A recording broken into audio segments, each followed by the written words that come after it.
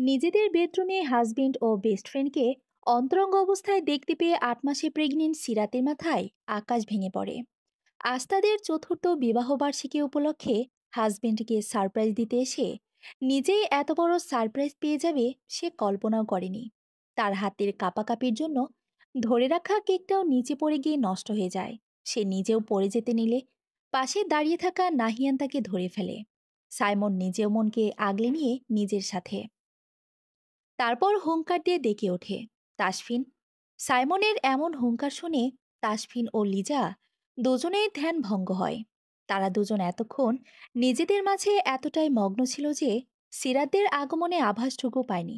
তারা দুজনও এই অসময়ে সিরাত, তার ছোট ভাই সাইমন ও ইন্সপেক্টর নাহিয়ান মাশরুকে দেখে হকচকিয়ে যায়। তাসফিন তাড়াতাড়ি করে লিজার ওপর থেকে সরে এসে নিচ থেকে নিজের প্যান্ট পরতে পরতে বলে, সিরাত, তুমি এখানে এই অসময়ে? তুমি না কটা দিন ওই বাসায় থাকবে বলেছিলে? সিরাত অশ্রুসিক্ত চোখে তাচ্ছিলের হাসি দিয়ে বলে, কেন, এসে সমস্যা করে দিলাম বুঝি? আচ্ছা, চলে যাচ্ছি, তোমরা প্লিজ কন্টিনিউ করো তোমাদের কাজ। কথাটা শেষ করে সে নাহিয়ান ও সাইমনকে বলে, সাইমন, নাহিয়ান ভাইয়া, চলেন আপনারা, বড্ড সমস্যা করে দিয়েছি তাদের এই অসময়ে এসে, চলেন চলেন। ওদের দুজনকে রেখে সিরাত নিজের পেট চেপে ধরে টলমল পায়ে আগে হাঁটা শুরু করে। তাসফিন দৌড়ে এসে সিরাতের হাত ধরে নিজের দিকে ফিরিয়ে অস্থির গলায় বলে, সিরাত, প্লিজ আমার কথাটা শোনো, একবার এক্সপ্লেন করার সুযোগটা দাও আমায়। আমি জানি আমি অনেক বড় একটা ভুল করে ফেলেছি, কিন্তু বিশ্বাস করো, আই স্টিল লাভ ইউ। সিরাত তাসফিনের হাত থেকে নিজের হাতটা ঝটকা দিয়ে ছাড়িয়ে নেয়। এর ফলে তার দুর্বল শরীরটাও একটা ধাক্কা খাওয়ায় কয়েক কদম পিছিয়ে পড়ে যেতে নিলে নাহিয়ান দৌড়ে এসে তাকে ধরে ফেলে পিছন থেকে। নাহিয়ান অস্থির হয়ে বলে, ঠিক আছেন? সিরাত তার কথার উত্তর দেয় না। সে তাসফিনের দিকে তাকিয়ে বলে, একটু কারেকশন করতে হবে যে তাসফিন, তুমি যেটাকে ভুল বলছো সেটাকে পাপ বলে, অন্যায় বলে। ইসলামের দৃষ্টিতে একে যেন ব্যভিচার বলে। সভ্য সমাজে একে পরকীয়া বলে। আর পরকীয়ার শাস্তি কি তুমি নিশ্চয়ই জানো? তাসফিন কিছু বলে না। সে ভীতুমুখে দাঁড়িয়ে ভয়ে কাঁপতে থাকে। সিরাত তার থেকে কোনো জবাব না পেয়ে নিজেই হাঁপাতে হাঁপাতে আবারও বলতে শুরু করে, আর কি বললে? You still love me? Really? এটা কি সত্যি ছিল নাকি তোমার পাপের উপর পর্দা দিয়ে একটা লেম জোক ছিল? আমার তো মনে হয় লেম জোকসই ছিল। আমারে ভালোবাসলে তুই কিভাবে আমার বেস্ট ফ্রেন্ডের সাথে শুতে পারলি? এই কুকুরের বাচ্চা, তোর এত ক্ষুধা শরীরের? আচ্ছা, তোদের কতদিনের সম্পর্ক বলতো? আমাদের বিয়ের আগে থেকে কি, নাকি বিয়ের পর থেকে? তোরা পুরাতন প্রেমিক প্রেমিকা ছিলি? থাকলে আমায় আগেই বলে দিতি, আমি সরে যেতাম তোদের পথ থেকে। কেন আমাকে আর আমার বাচ্চাকে ঠকালি? তাসফিন হুড়মুড়িয়ে বলে, না না, আমাদের বিয়ের আগে আমি লিজাকে চিনতামও না। আমাদের এই সম্পর্ক মাত্র ৩ মাসের। বিশ্বাস করো, আর একবার বিশ্বাস করো, আমি তোমাকে ঠকাতে চাইনি। কিন্তু কিভাবে, কিভাবে শয়তানের প্ররোচনায় পড়ে? ৩ মাস না? ও হো, ৩ মাস ধরে তো তুই আমার শরীর পাচ্ছিস না। ডাক্তার নিষেধ করেছিল আমার সাথে তোকে শুতে। মাত্র ৩টা মাস আমার শরীর না পেয়ে আরেক মেয়ের সাথে শুয়ে পড়লি। এই আমার শরীর কেন পাস নাই তুই? বল কেন পাস নাই? তোর বাচ্চার জন্ম দিতে গিয়ে তো আমি এত অসুস্থ হয়ে গিয়েছি। তাও শুরুর দিকে তোরে দেই নাই আমার শরীর? এই চুপ করে আছিস কেন বল? দেই নাই তোরে আমার শরীর? সিরাত আস্তে আস্তে আউট অফ কন্ট্রোল হয়ে পড়ছে। মুখে যা আসছে তাই চিৎকার চেঁচামেচি হয়ে বের হয়ে আসে। এত রাতে তার চিৎকার শুনে আশেপাশের ফ্ল্যাটের মানুষেরাও চলে আসে। চিৎকার চেঁচামেচির এক পর্যায়ে সিরাতের শ্বাসকষ্ট উঠে যায়। মুখ দিয়ে কোনো কথাই আর বের করতে পারে না। বড় বড় শ্বাস নিতে নিতে সে ঢলে পড়তে নিলে নাহিয়ান পূর্বের ন্যায় তাকে আবারও আগলে নেয়। সিরাতকে পাজাকোলে করে সোফায় শুয়ে দেয়। দরজা লক না থাকায় পাশের ফ্ল্যাটের মানুষরা তাদের বাসায় ঢুকে পড়েছিল এত চিৎকারের শব্দে। পাশের ফ্ল্যাটের একজন প্রতিবেশী নারী এসে তার হাত পা ডলে দিতে থাকে, তাকে শান্ত হতে বলে। কিন্তু সিরাত কিছুতেই শান্ত হতে পারছে না। সে হাউমাউ করে কাছে নিজের পেট চেপে ধরে। তাসফিন দৌড়ে গিয়ে তাদের বেডরুম থেকে সিরাতের ইনহেলার এনে দিলে সাইমন তাড়াতাড়ি করে তা বোনের মুখে ধরে। এতে করে সিরাতের শ্বাসকষ্ট কিছুটা কম হয়, কিন্তু তার আহাজারি একটুও কমে না, বরং সময়ের সাথে সাথে তারও বাড়তে থাকে। বাড়বে নাই বা কেন? জীবনে প্রথম ভালো তো এই বেইমানকে বেশি ছিল। তার জীবনে প্রথম পুরুষর অধিকার তাকে প্রথম স্পর্শ করার অধিকার তো এই বেশি চাহিদাওয়ালা পুরুষটাকে দিয়েছিল। সেই পুরুষটা কি করলো? তাকে কি নির্মম, নিষ্ঠুর ও জঘন্যভাবেই না ঠকালো? তাও কার সাথে মিলে? তার বোনের মতো বেস্ট ফ্রেন্ডের সাথে। কাকে বিশ্বাস করবেন আজকের এই দুনিয়ায়? নিজের স্বামীকে? সে তো আপনার শরীর একদিন না পেলে দ্বিতীয় দিন অন্য নারীর শরীর শোকবার জন্য পাগল হয়ে যায়। হ্যাঁ, হাতের পাঁচটা আঙ্গুল যেমন সমান না, তেমনি পৃথিবীর সব পুরুষও এক না। কিন্তু আজকাল পত্রিকা, ফেসবুক এসবে ঢুকলে এখানকার পাঁচটা নিউজের মধ্যে তিনটা নিউজই হবে পরকীয়া সংক্রান্ত। আর যাকে এতদিন সিরাত নিজের বেস্ট ফ্রেন্ড কম বোন পরিচয় দিয়ে এসেছে, সেই কিনা তার বিশ্বাসকে গলা টিপে হত্যা করলো। তাসমিন এতক্ষণ সিরাতের কাছে আসার চেষ্টা করেছে বহুবার, কিন্তু বরাবরই হয় সাইমন, না হয় নাহিয়ান তাকে বাধা দিয়েছে। এবার তাসফিন জোর করে তাদের ঠেলে সরিয়ে দিয়ে সিরাতের পায়ের কাছে এসে বসে পড়ে। সে সিরাতের পাও চেপে ধরে হাউমাউ করে কাঁদতে কাঁদতে বলে, I am sorry Sirat, I am really very sorry. আমি জানি আমি যা করেছি তা ক্ষমার অযোগ্য, কিন্তু তাও ক্ষমা চাইছি। তুমি আমায় যা ইচ্ছে শাস্তি দাও, আমায় মারো, বকো, কাটো, যা ইচ্ছে করো, কিন্তু একটু শান্ত হও প্লিজ। তোমার বুকে ব্যথা উঠবে, একটু শান্ত হও প্লিজ। সিরাত তার পাটা তাসফিনি থেকে ছাড়িয়ে নিয়ে শোয়া থেকে উঠে বসে। তারপর বলে, বুকে ব্যথার কারণ দিয়ে এখন বলছি শান্ত হতে?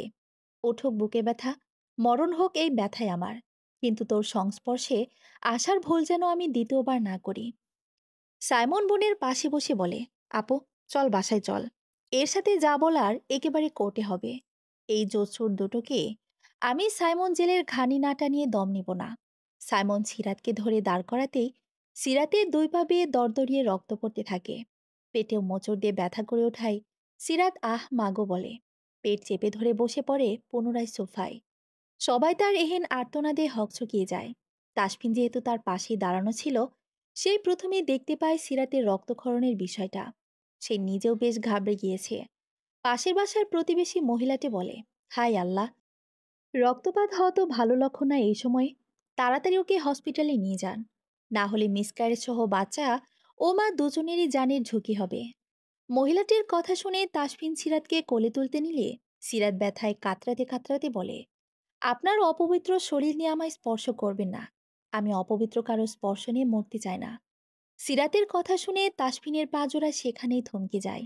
সাইমন আর প্রতিবেশী নারীটি আবারও সিরাতকে ধরে দাঁড় করায়, কিন্তু সিরাতের শরীর ছেড়ে দিয়েছে ততক্ষণে। হাত পা সহ তার পুরো শরীর থরথর করে কাঁপছে। এক পর্যায়ে সে অজ্ঞান হয়ে গেলে নাহিয়ান আর কারো তোয়াক্কা না করে নিজেই তাকে কোলে তুলে নেয়। তার গায়ে থাকা পুলিশের পোশাকটি রঞ্জিত হয়ে যায় সিরাতের রক্তে। নাহিয়ান তাড়াতাড়ি তাকে নিজের জিপে বসিয়ে নেয়, যেটা করে একটু আগে তারা সিরাতদের ফ্ল্যাটে এসেছিল। সাইমন বোনের পাশে বসে তার মাথাটা নিজের কোলের ওপর তুলে নেয়। 21 বছর বয়সী একজন ছেলে হয়েও গলা ছেড়ে কাঁদতে কাঁদতে ডাকতে থাকে বোনকে, আপু, এই আপু, আপু রে, ওঠ না। নাহিয়ান ভাই, দেখো না, আপু চোখ খুলছে না কেন? নাহিয়ান একটা পানির বোতল সাইমনের দিকে এগিয়েতে বলে, এটা ওনার চোখে মুখে ছিটা সাইমন। কথাটা শেষ করে সে বোতলটা সাইমনের হাতে দিয়ে গাড়ি স্টার্ট করে, আর অন্য হাত দিয়ে নিজের বাম চোখের কোণে জমা হওয়া পানিটুকু মুছে নেয়। রাত অনেক হয়, ব্যস্ততম নগরী ঢাকা প্রায় ফাঁকা এখন। সারাদিনের ব্যস্ততা ভুলে গিয়ে এই শহরে বসবাস করা মানুষদের একটা বড় অংশ আশ্রয় নিয়েছে নিদ্রা দেবীর কোলে। 20 মিনিটের মাথায় সিরাতকে হসপিটালে নিয়ে আসা হয়। রাস্তায় সিরাতের জ্ঞান ফিরে এসেছে, কিন্তু সেটা না ফেরারই নামান্তর। নাহিয়ান নিজে আগে নামে, তারপর সিরাতকে কোলে করে নামায়।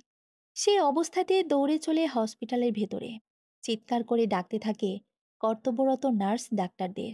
একজন নার্স তাদের দেখতে পেয়ে তাড়াতাড়ি করে একটা স্ট্রেচার এনে দিলে নাহিয়ান সেটাতে সিরাতকে শুয়ে দেয়।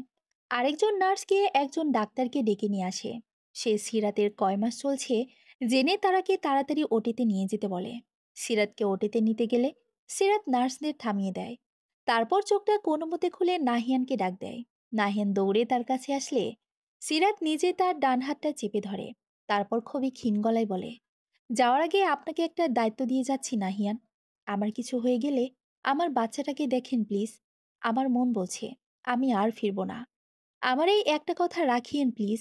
হ্যাঁ, আর শুনুন, একটা লাল টুকটুকে পরি দেখে বিয়ে করে নিজের জীবনটাকে সুন্দর করে সাজিয়েন, যেমনটা সাজিয়েছিলেন দাড়ির ভাঁজে। ডায়েরির কথা শুনে নাহিনের চোখ জোড়া বড় বড় হয়ে যায়। তাকে এমন করতে দেখে সিরাত এত কষ্টের মাঝেও হেসে দেয়। তারপর বলে, দুঃখিত, আপনার পারমিশন না নিয়েই আপনার ব্যক্তিগত ডায়েরি পড়ে নিয়েছি। আজ বিকেলে যখন আন্টি আমায় আপনাদের বাসায় গিয়েছিল, তখন ফুলি, নাহিয়ানদের বাসার কাজের মেয়ে, আপনার রুম থেকে কিছু অপ্রয়োজনীয় কাগজপত্র এনে ড্রয়িং রুমে রাখছিল। সেখানে আপনার ডায়েরিখানা আমি পাই। কৌতূহলবশত ডায়েরিটা নিজের সাথে নিয়ে এসে পড়ি। ভাগ্যিস পড়েছিলাম, না হলে এত সুন্দর আর পবিত্র অনুভূতির কথা না জানি চলে যেতাম হয়তো, চলে যেতাম। কথাটা শুনে নাহিয়ান আর নিজেকে আটকে রাখতে পারে না। সে হাঁটু গেড়ে সিরাতের সামনে বসে পড়ে। তারপর সিরাতের ধরে রাখা হাতটা নিজের দুই হাত দিয়ে শক্ত করে ধরে কাঁদতে কাঁদতে বলে, কই যাবে তুমি? কোথাও যাবে না। একবার হারিয়েছি তোমায়, তখন অন্তত তোমায় বছর একবার চোখে দেখতে পেতাম। আমার মনেটা জেনে স্বস্তি পেত। তুমি যেখানে আছো, যার সাথে আছো, ভালো আছো, সুখে আছো। কিন্তু আবার হারাতে পারবো না। তুমি কোথাও যাবে না। বেবি হয়ে যাওয়ার পর আমি তোমাকে তাসফিনের সাথে ডিভোর্সের ব্যবস্থা করাবো। তারপর আমরা বিয়ে করে আমার ডায়েরিতে সাজানো সংসারের মতো করে স্বপ্নের সংসার করব। প্লিজ রাত পাখি, আর হারিয়ে যেও না। আমি এবার বেঁচে থেকেও মরে যাব। মরবেন না। আপনাকে বাঁচিয়ে রাখার জন্য আমার অংশকে আপনাকে দিয়ে যাচ্ছি তো। কি দেখে রাখবেন তো আমার অংশকে? নাকি তাসফিনের সন্তান ভেবে তাকে অবহেলার পাত্র করে দেবেন? না, না। তোমার অংশ আমার কাছে আমার সন্তান হয়ে বড় হবে। কিন্তু ওকে বড় করার জন্য, ওকে সুন্দর একটা জীবন দেওয়ার জন্য আমার তোমাকেও প্রয়োজন। প্লিজ ফিরে এসো আমার কাছে। আমার অনেক দিনের ইচ্ছে তোমার, আমার আর আমাদের পুচকিকে নিয়ে সুন্দর একটা সংসার তৈরি করার। সিরাত হালকা একটা মুচকি হাসি দিয়ে বলে, সকলের সব ইচ্ছে কি পূরণ হয় দারোগা মশাই? নিয়তের পরিহাসে আমাদের সকলকেই কোনো না কোনো অপূর্ণ ইচ্ছে নিয়েই মৃত্যুকে আলিঙ্গন করে নিতে হয়। সিরাত আর কিছু বলতে পারে না। তার আবারও শ্বাসকষ্ট শুরু হয়ে যায়। ডাক্তার তাকে নার্সদের নির্দেশ দেয় সিরাতকে তাড়াতাড়ি করে ওটিতে নিয়ে যেতে, আর সিরাতকে অপারেশনের জন্য তৈরি করতে। সিরাতকে নিয়ে যেতে নাহিয়ান আবারও হাউমাউ করে কাঁদতে থাকে। সাইমন তার পাশে বসে তার কাঁধে হাত রাখতেই নাহিয়ান সাইমনের দিকে ঘুরে তাকিয়ে তাকে জড়িয়ে ধরে কাঁদতে থাকে। বেশ কিছুক্ষণ কাঁদার পর তার নজরে আসে হসপিটালের করিডোরের এক কর্নারে দাঁড়িয়ে তাসফিনও কাছে। সিরাতরা হসপিটালে আসার মিনিট পাঁচেক পরে তাসফিনও সেখানে এসে উপস্থিত হয়েছে। সে সিরাতের বলা সব কথাই শুনেছে। নাহিয়ান রাগে অন্ধ হয়ে গিয়ে সাইমনকে ছেড়ে তাসফিনের কাছে যায়। তারপর তাকে এলোপাথারি মারতে থাকে। তাসফিন নিজেকে বাঁচাতে নিজেও নাহিয়ানকে কয়েকটা দেয়। কিন্তু পুলিশের কঠোর প্রশিক্ষণপ্রাপ্ত নাহিয়ানের শরীরে এগুলো নিতান্তই সুরসুরির ন্যায় লাগে। তাদের দুজনের চিল্লাপাল্লার শব্দে কয়েকজন নার্স, ওয়ার্ড বয় আর সাইমন এসে তাদেরকে একে অপরের থেকে আলাদা করে। নাহিয়ান কিছুতেই নিজের রাগ কন্ট্রোল করতে পারছে না দেখে সাইমন তাকে জোর করে ধরে করিডোরে রাখা সারি সারি চেয়ারগুলো থেকে একটা চেয়ারে বসিয়ে দেয়। নাহিয়ান শূন্য দৃষ্টি নিয়ে ওটি রুমের দিকে তাকিয়ে থাকে আর নার্সদের ছোটাছুটি দেখতে থাকে। কতক্ষণ পর পর এক করে নার্স বের হচ্ছে আর ট্রে ভর্তি করে রক্তাক্ত তুলা এনে ফেলছে। কিছুক্ষণ পর একজন ডাক্তার দুজন নার্সের সাথে চিন্তিত ভঙ্গিতে কথা বলতে বলতে ওটির রুম থেকে বের হয়। তারা বের হতেই নাহিয়ান ও সাইমান দৌড়ে তাদের কাছে গিয়ে দাঁড়ায়। তাসফিনও তাদের পেছন পেছন আসে ডাক্তারের কাছে। শুনতে ডাক্তার কি বলে? ডাক্তার বলে, দেখুন, আপনাদের মিথ্যে সান্ত্বনা দিতে চায় না। পেশেন্টের আগেই হয়তো হার্টের সমস্যা ছিল। কোনো এক শক পেয়ে সে হার্ট অ্যাটাক করেছে। নাহিয়ান হতভম্ব হয়ে বলে, হার্ট অ্যাটাক? হ্যাঁ, তাকে এখানে আনার পথে সে হার্ট অ্যাটাক করেছে। সেই সাথে তার প্রেগনেন্সিতেও ভীষণ কমপ্লিকেশন দেখা দিয়েছে। অবস্থা ভীষণ ক্রিটিক্যাল। এতটাই ক্রিটিক্যাল যে হয় বাচ্চা না হয় মা, যে কোনো একজনকে চুজ করতে হবে আপনাদের। মায়ের যা অবস্থা দেখছি, তাকে বাঁচানো এতটা সহজ হবে না হয়তো। তাও আমরা আমাদের বেস্টটা দিয়ে চেষ্টা করব। এই বন্ড পেপারে সাইন করে দিন। আর হ্যাঁ, ওনাকে রক্ত দিতে হবে। তাই যত তাড়াতাড়ি সম্ভব ডোনারের ব্যবস্থা করুন। আমাদের হসপিটালে এক ব্যাগ রক্ত আছে ওনার গ্রুপের, সেটাই দিচ্ছি আপাতত। কিন্তু ওই এক ব্যাগ দিয়ে ওনার কিছুই হবে না। ডাক্তার কথাগুলো বলে নাহিয়ানের হাতে একটা কাগজ ধরিয়ে দিয়ে চলে যায়। নাহিয়ান মৃত দৃষ্টি নিয়ে একবার কাগজটার দিকে আরেকবার ওটি রুমের দিকে তাকায়। সাইমন নাহিয়ানের হাত ধরে ঝাঁকি দিতেই তার ধ্যান ফিরে। সে কাগজটা নিয়ে তাসফিনের কাছে এগিয়ে যায়। এরপর খোঁড়ের ন্যায় ধারালো ও গম্ভীর গলায় বলে, আমার রাত পাখির যদি কিছু হয়, কসম আল্লাহর, তোকে এই দুনিয়াতেই জাহান্নামের স্বাদ পাইয়ে দেব। এখন চুপচাপ এই কাগজে সাইন কর। ওহো, একটা কথাও না, just sign this papers bastard. Tasfin যেহেতু এখনো সিরাতের হাজবেন্ড, তাই বন্ড পেপারে তাকে সাইন করা লাগতো। সে সাইন করে দিতে একজন নার্স এসে কাগজটা নিয়ে যায় আর সাইমনকে বলে বাকি সব ফর্মালিটিস পূরণ করে দিতে। সাইমন তাড়াতাড়ি গিয়ে হসপিটালের সব ফর্মালিটিস পূরণ করে দেয় এবং বাসার সকলেকে ফোন দিয়ে হসপিটালে আসতে বলে। ফজরের আজানের সুমিষ্ট আওয়াজের মাধ্যমে যখন দুনিয়ায় আগমন করে একটি নতুন জানের, ঠিক তখনই বিদায় নেয় আরেকটি যান। বহু কষ্টে ডাক্তাররা সিরাতের মেয়েকে বাঁচাতে পারলেও সিরাতকে বাঁচাতে পারেনি। হসপিটালে নিয়ে আসার পথে একবার এবং হসপিটালে নিয়ে আসার পর একবার কার্ডিয়াক অ্যাটাক হয় তার। ডাক্তার নীলুফার সুলতানা সদ্য জন্মানো বাচ্চাটিকে নাহিনের কোলে তুলে দিয়ে কথাগুলো বলে। একমাত্র মেয়ের মৃত্যুর সংবাদ পেয়ে সিরাতের মা জয়না বেগম অজ্ঞান হয়ে মাটিতে লুটিয়ে পড়েন। সিরাতের বাবা সিরাজুল ইসলাম সাহেবও ধপ করে মাটিতে বসে পড়েন। সাইমনও বাবার পাশে বসে পড়ে। তাসফিন নিচে বসে হাউমাউ করে কাঁদতে থাকে আর মাটিতে নিজের মাথা নিজে বাড়ি দিতে থাকে। আর নাহিয়ান, সে যেন এক অন্য জগতে চলে গিয়েছে। না কাঁদছে, না কিছু বলছে, এমনকি একটা চোখের পলক পর্যন্ত ফেলছে না। সে এক ধ্যানে তাকিয়ে আছে সিরাতের মেয়ের দিকে, তার না হওয়া প্রিয়সীর সদ্য ভূমিষ্ঠ হওয়া ছোট্ট হুরের দিকে। একুশে পা দেওয়া সদ্য পরিস্ফুটিত ফুলের ন্যায় একরমণী কালো রঙের একটা মোটা ডায়েরি পড়তে পড়তে নিজের মূল্যবান অশ্রু বিসর্জন দিচ্ছে। ডায়েরিটা পড়া শেষ করে সে যখন এটা বন্ধ করে, তখন ওপরের মলটে স্বর্ণালী অক্ষরে লেখা ছিল, নিয়তির পরিহাস। লেখাটির দেখা মেলে, সোনয়না, এই নয়ন, কই গেলি রে মা? বরযাত্রীরা এসে পড়েছে, তোর বাবা তোকে নিচে গিয়ে যেতে বলেছে। মাঝবয়সী এক নারী তার মাথার আধবাঁকা চুলগুলোর ওপর শাড়ির আঁচলখানা আরেকটু মেলে দিতে দিতে রুমের দরজায় নক করতে থাকে। সুনয়না তাড়াতাড়ি করে চোখ মুছে নিয়ে ডায়েরিটা আগের জায়গায় রেখে দেয়। সুনয়না বাবাকে দেখতে না পেয়ে বাবাকে খুঁজতে এসেছিল বাবার রুমে। আর এসে তার নজর টেবিলের উপর রাখা অনেক বইয়ের ভেতরে এই কালো ডায়েরিটাই আটকে যায়। আর সে জেনে যায় 21 বছরের অজানা কিছু সত্য। হ্যাঁ, সুনয়না সিরাতের মেয়ে, আজ তার বিয়ে। এতদিন নাহিয়ানি তাকে পিতার পরিচয়ে বড় করে তুলেছে। বাবা, দাদা দাদি, নানা নানি, মামা মামি আর মামাতো ভাই বোন, এদের নিয়ে তাই জীবন। কিছুদিন আগে সুনয়নের জন্য এক যোগ্য ছেলে পাওয়ায় আজ সেই ছেলের সাথে তার বিয়ে হতে চলেছে। সুনয়না এতদিন জানতই না যে সে নাহিয়ান মাশরুকের কেউ হয় না। নাহিয়ান তাকে এত ভালোবাসা দিয়ে বড় করেছে যে কখনো মায়ের অভাব বুঝতেই দেয়নি। ওহো, আরেকটা কথা, নাহিয়ান আজও বিয়ে করেনি কিন্তু। সকলে তাকে হাজার বলে কেউ বিয়ে করাতে পারেনি। সিরাতের শেষ ইচ্ছের দোহাই দিয়েও তাকে বিয়ে করানো যায়নি। সে উল্টো সবাইকে বুঝতে বলেছে, আমি যতই বলি সিরাত আমার মনে থাকবে, কিন্তু সত্যি এটাই যে বিয়ের মতো একটা পবিত্র বন্ধনে আবদ্ধ হওয়ার পর আমি সেই নারীর প্রতি আসক্ত হতে বাধ্য। আমি এই দুনিয়ায় আমার রাত পাখিকে পাইনি, কিন্তু ওই দুনিয়ায় আমি তার দাবি ছাড়ব না। দুনিয়ায় যে আমার স্ত্রী হবে, সে যদিও ওই দুনিয়ায় মার দাবি করে, তখন তো আমার রাত পাখি আবারও একা হয়ে যাবে। আমি তাকে আবারও একা, নিঃসঙ্গ অবস্থায় দেখতে পারবো না। তাই আমি এই দুনিয়ায় কোনো নারীকে আমার সঙ্গিনী হওয়ার অধিকার দিব না।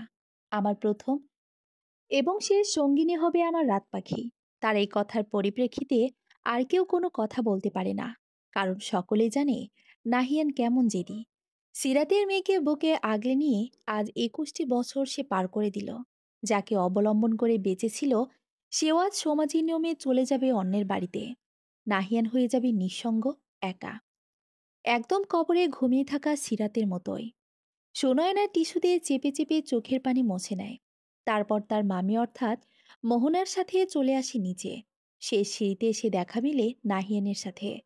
সে নাহিয়ানের দিকে তাকিয়ে ডাকে ওঠে, বাবা। নাহিয়ান মেয়ের ডাক শুনে গেস্টের সাথে কথা বলা বাদ দিয়ে তার দিকে এগিয়ে আসলো। নাহিয়ান এগিয়ে আসতেই সুনয়না হুমড়ি খেয়ে পড়ে বাবার বুকে পড়ে কাঁদতে থাকে। নাহিয়ান মেয়ের কান্না দেখে বিচলিত হয়ে জিজ্ঞেস করে, কি হয়েছে মা? কাঁদছো কেন? কোথাও খারাপ লাগছে কি? বলো বাবার জান, কি হয়েছে? সুনয়না কাঁদতে কাঁদতে বলে, আমি বিয়ে করব না বাবা। আমি বিয়ে করে চলে গেলে তুমি আবারও একা হয়ে যাবে। আমি করব না বিয়ে। আমি সারা জীবন তোমার কাছেই থাকবো। নাহিয়ান মেয়ের কথা শুনে চিন্তামুক্ত হয়। সে হেসে দিয়ে বলে, বিয়ে তো করতে হবে আম্মাজান, এটা তো নিয়ম। মেয়ে বড় হলে এক বাবার ঘর খালি করে আরেক বাবার ঘরে যায় তার ঘর আলো করতে। আর আমি একা কই, তোমার দাদা ভাই, দাদিমণি, মামু, মামিরা সবাই তো আছে আমার কাছে। আমি একদম একা থাকবো না মা। নাহিয়ার অনেক বোঝানোর পর সুনয়না বিয়ের পিড়িতে বসে।